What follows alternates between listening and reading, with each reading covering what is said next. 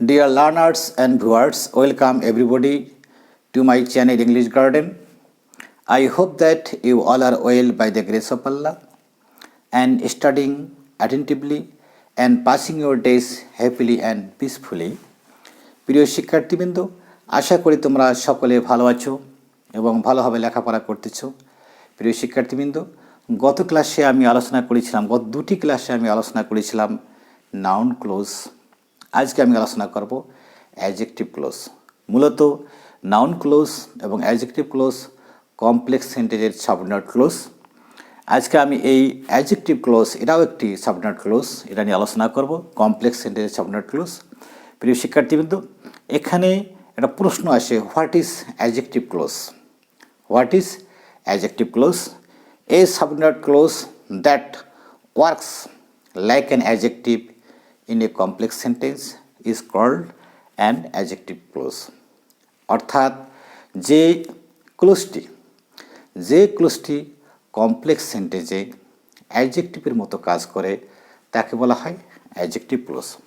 এখানে আরেকটা কথা বলে রাখি যে অ্যাডজেক্টিভ যেমন নাউন বা প্রোনাউন অথবা নাউন ফ্রেজকে মডিফাই করে, অ্যাডজেক্টিভ যেমন একটি নাউন ফ্রেজ বা প্রোনাউনকে মডিফাই করে, অ্যাডজেক্টিভ ক্লোজ ঠিক তেমনি একটি নাউন বা নাউন ফ্রেজকে মডিফাই করে। অর্থাৎ মডিফাই করার অর্থ হচ্ছে যে নাউন বা নাউন ফ্রেজ সম্পর্কে অতিরিক্ত তথ্য প্রদান করে। আমরা এক্সাম্পলের মাধ্যমে, সেন্টেন্সের মাধ্যমে আমরা এখনই এটা পরিষ্কার হব। চলো আমরা সেন্টেন্সের মাধ্যমে আমি এটা পরিষ্কার করার চেষ্টা করি। আশা করি তোমরা মনোযোগ দিয়ে শুনবে। যেমন দেখো, sentence number 1, The girl in a green sari is my cousin. আবার দেখো, The girl in a green sari is my cousin. It's a simple sentence. দেখো এখানে, The girl in a green sari is my cousin.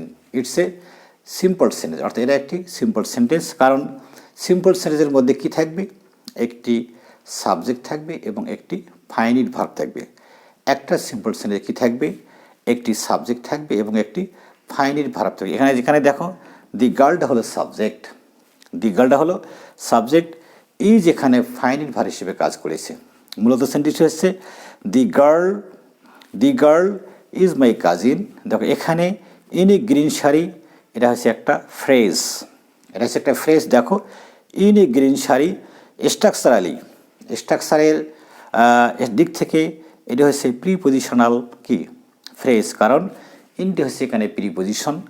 In a green sari এটা হচ্ছে prepositional phrase, কারণ in a green sari 1 2 3 4 চারটি এখানে word আছে। চারটি লেটারের মধ্যে এখানে ইনটি হচ্ছে এখানে হেড ওয়ার্ড, সেই জন্য এটাকে বলা হবে কি স্ট্রাকচারালি এটা হচ্ছে প্রিপজিশনাল ফ্রেজ। কিন্তু এর কাজ কি? Functionally in a green sari এটা কাকে মডিফাই করেছে? দি গার্ল নাউন ফ্রেজকে মডিফাই করেছে। The girl in a green sari, তাহলে কি ইন এ গ্রিন শাড়ি কাকে মডিফাই করেছে? দি গার্লকে মডিফাই করেছে। অর্থাৎ গ্রিন শাড়ি পরিহিতা মহিলাটি, তাহলে এখানে দি গার্লকে কী করেছে? মডিফাই করেছে। অর্থাৎ এই যে ইন এ গ্রিন শাড়ি, সেই জন্য এটাকে বলা হচ্ছে এখানে অ্যাডজেক্টিভ ফ্রেজ।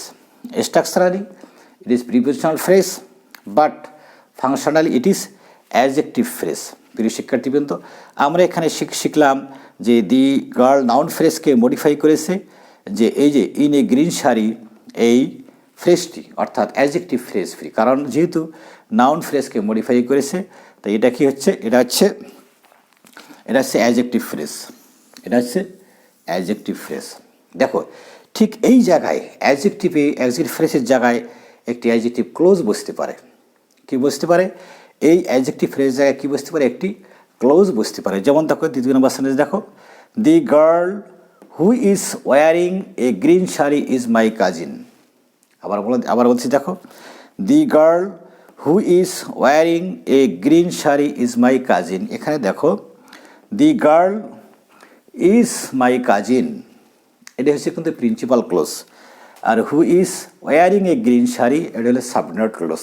এটা হচ্ছে কমপ্লেক্স সেন্টেন্স। এটা সম্ভব দি girl who is wearing a green sari is my cousin, এটা হলো কমপ্লেক্স সেন্টেন্স। এর দুটি অংশ আছে। এর কি আছে? দুটি অংশ আছে। একটা আছে প্রিন্সিপাল ক্লোজ। প্রিন্সিপাল ক্লোজটা কি?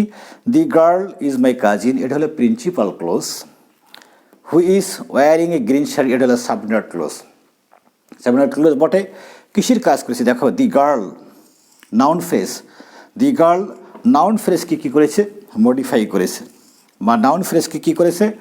মডিফাই করেছে। দেখো দি গার্লের পরে, দি নাউন ফ্রেজের পরে হু is wearing a green sari বসেছে, অর্থাৎ এটা হচ্ছে কি কি এটা কি এটা হচ্ছে অ্যাডজেক্টিভ ক্লোজ।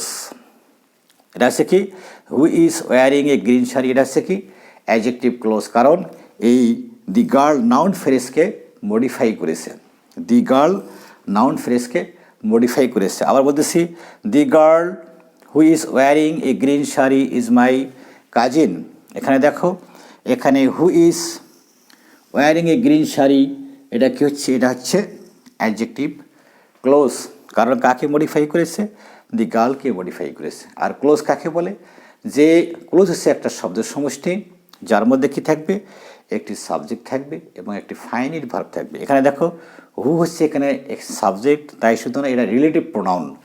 ইজ এই যে ওয়ারিং হচ্ছে এখানে কি ফাইনিট ভার্ব, হু হচ্ছে এখানে সাবজেক্ট সাবঅর্ডিনেট ক্লোজের, আর ওয়ারিং হলে এখানে কি ফাইনিট ভার্ব। তাহলে এখানে কি হলো? এটা হলো ক্লোজ। কি এই ক্লোজটার নাম কি? এটা subordinate adjective clause. Subordinate adjective close, কারণ দি গার্ল এই নাউন ফ্রেজকে মডিফাই করেছে। এখানে আরেকটা কথা বলে রাখি প্রিয় শিক্ষার্থীবৃন্দ, যে নাউন বা নাউন ফ্রেজের পরে যখন কোনো ক্লোজ দেখতে পাবে, আবার বলতেছি নাউন বা নাউন ফ্রেজের পরে যখন কোনো ক্লোজ দেখতে পাবে, সেটা হবে কি অ্যাডজেক্টিভ ক্লোজ। আবার বলতেছি নাউন বা নাউন ফ্রেজের পরে যখন তোমরা কোনো ক্লোজ দেখতে পাবে, তাকে বলা হবে কি অ্যাডজেক্টিভ ক্লোজ। দেখো দি গার্ল, এটা হচ্ছে নাউন ফ্রেজ, তারপরে কী হচ্ছে? Who is wearing a green sari, সেই জন্য এটা কী হলো? Adjective clause. তাই এখানে দেখো the girl is my cousin, হলো প্রিন্সিপাল ক্লোজ। এই প্রিন্সিপাল ক্লোজের মাঝখানে বসেছে কি কি বসেছে? সাবঅর্ডিনেট ক্লোজ, অর্থাৎ adjective clause, subordinate adjective clause. আশা করি তোমরা বুঝতে পেরেছো। আবার দেখো এখানে সেন্টেন্স নাম্বার 3 দেখো, this is the boy, this is the boy who saw you yesterday, this is the boy who saw you yesterday. এখানে দেখো এটা একটা clause, this is the boy, এটা একটা ক্লোজ, এটা একটা হচ্ছে principal clause. Who saw you yesterday, এটা হলো সাবঅর্ডিনেট ক্লোজ। আর দেখো দি বয়, এটা একটা নাউন ফ্রেজ। দেখো দি বয়ের পরে কি বসেছে? একটা ক্লোজ বসেছে, হু স ইউ ইয়েস্টারডে, এটা হলো কি অ্যাডজেক্টিভ ক্লোজ। এটা হচ্ছে কি অ্যাডজেক্টিভ ক্লোজ। এখানেও দেখো এই যে ক্লোজ হচ্ছে একটা শব্দ সমষ্টি, যার মধ্যে কি থাকবে? একটি সাবজেক্ট থাকবে, একটা ফাইনাইট ভার্ব থাকবে। এখানে দেখো হুড এখানে সাবজেক্টের কাজ করেছে, রিলেটিভ প্রোনাউন সাবজেক্টের কাজ করেছে, আর সড এখানে ফাইনাইট ভার্ব হিসেবে কাজ করেছে। তাই এটা কি? এটা একটা ক্লোজ। এই ক্লোজটার নাম কি?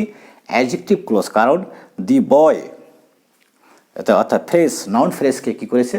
মডিফাই করেছে। আশা করি তোমরা বুঝতে পেরেছো। আবার বলতেছি নাউনের পরে যখন তোমরা কোনো ক্লোজ দেখতে পাবে, বা নাউন ফ্রেজের পরে যখন তোমরা কোনো ক্লোজকে দেখতে পাবে, সেই ক্লোজটি হবে অ্যাডজেক্টিভ ক্লোজ। আশা করি তোমরা বুঝতে পেরেছো। নাম্বার 4 দেখো, I know the boy, I know the boy who came to you, I know the boy who came to, এটা সম্পূর্ণ একটা কমপ্লেক্স সেন্টেন্স। এটাও this is the boy who saw you yesterday, এটাও complex sentence. I know the boy who came to, এটা একটা complex sentence. এর দুটো অংশ আছে। আই নো দ্য বয়, এটা হলো principal clause. Who came to, এটা হলো সাবঅর্ডিনেট ক্লোজ। তা সাবঅর্ডিনেট ক্লোজের নাম কি? এটা হচ্ছে অ্যাডজেক্টিভ ক্লোজ, কারণ দেখো দি বয়ের পরে এই ক্লোজটি বসেছে, হু কেম টু এই ক্লোজটি বসেছে, সেই জন্য এটা হলো অ্যাডজেক্টিভ ক্লোজ, অর্থাৎ দি বয়কে মডিফাই করেছে। আশা করি তোমরা বুঝতে পেরেছো। নাম্বার 5 দেখো, I know the time when he will come, I know the time when he will come, এটা হচ্ছে কমপ্লেক্স সেন্টেন্স। দেখো এখানে আই নো দ্য টাইম, এটা হলো principal clause. I know the time, এটা হলো principal clause. When he will come হলো subordinate close. দেখো এই টাইমটা এখানে নাউন, টাইমটা নাউন, নাউনের পরে কি বসেছে, একটা ক্লোজ বসেছে, হোয়েন হি উইল কাম। অতএব একটু আগে যেটা বললাম, নাউনের পরে যে ক্লোজটি বসবে বা নাউন ফ্রেজের পরে যে ক্লোজটি বসবে সেটা হবে অ্যাডজেক্টিভ ক্লোজ। যদিও এখানে হোয়েনটা যদি এখানে অ্যাডভার্ব, তারপরে দেখো এটা হচ্ছে কি, এটা হচ্ছে কি কি অ্যাডজেক্টিভ ক্লোজ। কী হবে এটা? অ্যাডজেক্টিভ ক্লোজ, কারণ টাইমের পরে বসেছে, টাইমকে মডিফাই করেছে। টাইমটা হচ্ছে নাউন, দি টাইম এটা হচ্ছে নাউন ফ্রেজ, নাউন ফ্রেজকে মডিফাই করেছে হোয়েন হি উইল কাম, কখন সে আসবে। প্রিয় শিক্ষার্থীবৃন্দ, আমি গত দুটি ক্লাসে আমি নাউন ফ্রেজ নিয়ে আলোচনা করেছিলাম, আজকে আমি অ্যাডজেক্টিভ ফ্রেজ নিয়ে আলোচনা করলাম। আমি আশা করি তোমরা বুঝতে পেরেছো। মনোযোগ সহকারে যদি তোমরা আমার এই লেকচারটি শোনো, অবশ্যই তোমরা অ্যাডজেক্টিভ ফ্রেজ বুঝবে। আবার বলতেছি, নাউনের পরে যখন নাউন ফ্রেজের পরে যখন কোনো ক্লোজ বুঝবে সেটাকে বলা হবে অ্যাডজেক্টিভ ক্লোজ। নাউন ফ্রেজের পরে যখন কোনো ক্লোজ বসবে সেই ক্লোজটাকে বলা হবে অ্যাডজেক্টিভ ক্লোজ। প্রিয় শিক্ষার্থীবৃন্দ, এই অ্যাডজেক্টিভ ক্লোজের আরও আলোচনা আছে, আমি নেক্সট ক্লাসে, আগামী ক্লাসে এই বিষয়ে আমি আরও বিস্তারিত আলোচনা করব। আশা করি তোমরা আমার সাথে থাকবে এবং বোঝার চেষ্টা করবে এবং অবশ্যই তখন বুঝবে। এবং শুধু পরীক্ষা নয়, বিভিন্ন কম্পিটিটিভ এক্সাম যে আছে এই এক্সামগুলোতে তোমরা অবশ্যই ভালো করবে।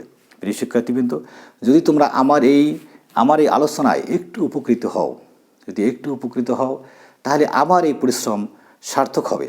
আশা করি তোমরা আমার এই ক্লাসগুলো ফলো করবে এবং বোঝার চেষ্টা করবে, তাহলে উপকৃত হবে। Last of all, I want to pray to almighty for you so that you may do well in the examination. You will also pray for me so that I may teach you effectively and fruitfully. Here I want to finish my short speech. Thanks all.